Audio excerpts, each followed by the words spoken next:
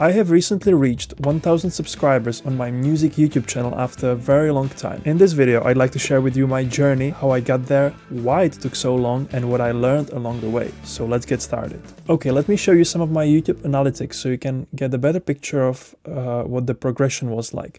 So I started my channel, basically I just created an account in April 2013. Then nothing really happened till August 2015.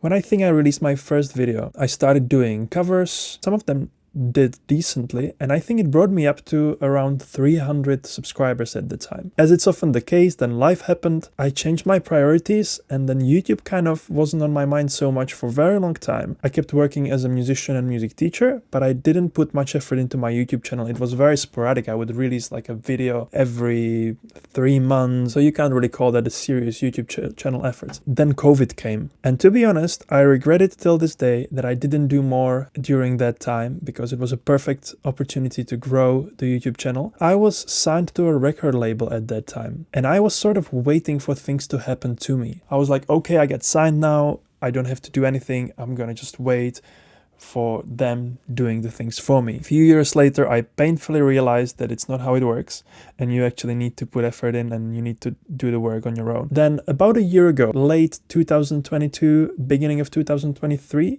it kind of clicked for me, and I realized this YouTube channel thing will never happen if I don't put like a lot of effort in it and I don't commit for a longer period of time. So I decided that I would post a video a week. No matter what happens, I would just do it without thinking about the views or anything else or subscribers, and see what happens in a longer period of time. You could call this the first lesson I learned. You just can't do it and see the immediate gratification or immediate appreciation. It takes a lot of work, a lot of effort up front. Throughout last year and even the previous years, I spent a lot of time figuring out how to remove the friction from shooting videos, because once you start doing it, you realize that it takes a lot of time to even like just to set up the camera in a way that it looks good, get the lighting right. I spent a lot of time tweaking these little details so I can literally just sit in front of the camera every time and start talking, start playing, and doing whatever I would like to do on some more consistent basis. I've gone through so many different styles. I've tried to do like a talking head videos, gig vlogs,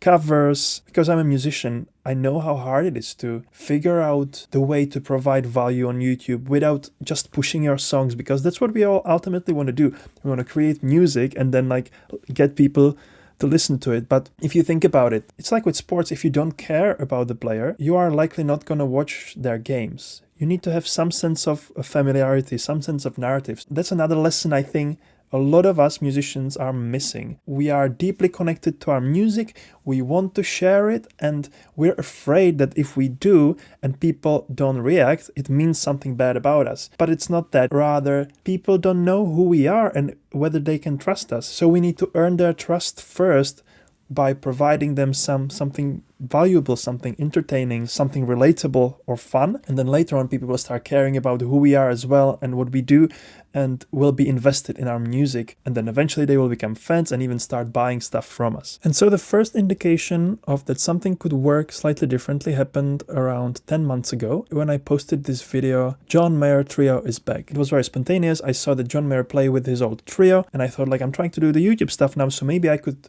watch it for the first time, record myself, and do one of those reaction videos. I didn't know how they work, whether people are into it or anything.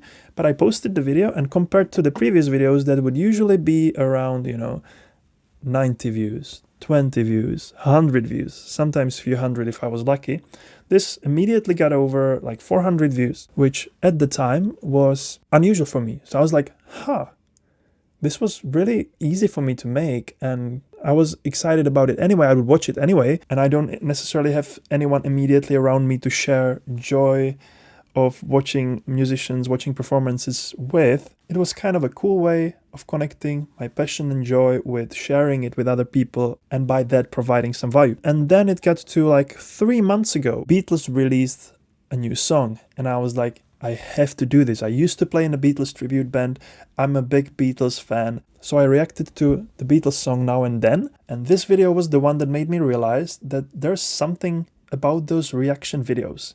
There's something about sharing your perspective as musicians and pointing out to other people what you see in the performance, in the song, because then people can view it through your eyes. And if someone is not experienced in music, they can, through your commentary and through your reaction, appreciate the video more deeply. So it's actually quite valuable.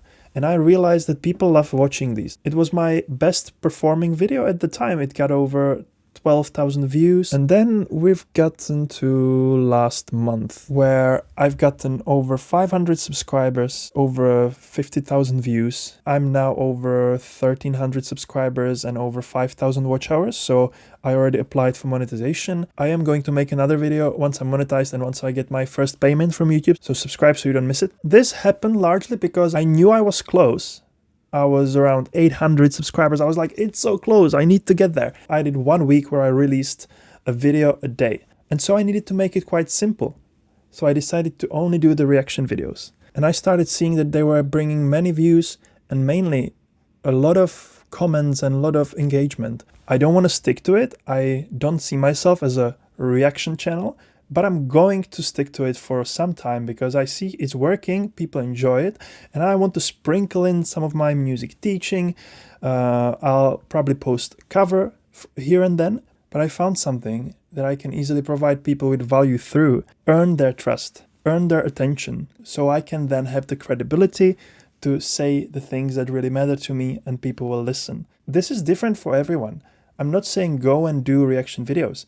I'm saying you need to find a way to provide value to people, something they would enjoy watching without knowing you if they don't know you yet. For some people, it might be covers. For some people, it might be teaching something. For some people, it might be gig vlogs. For me, so far, it's been reaction videos, and I'll see where it's going to go from here. This is pretty much all I wanted to say. Thanks for watching. Hope you enjoyed this video. Please subscribe. Give this video a like. Stay tuned for the video after I get monetized. And if you're a musician yourself, check the link in the description. I created a free PDF. It's 21 limiting beliefs that musicians often hold and that hold them back from progressing in their careers. I help people to overcome those as a music coach, and so I created this to get you started on this journey, to start recognizing why the way you're thinking about the world and music industry can sometimes keep you stuck. So check that out. It's for free. See you in the next video. Keep it funky.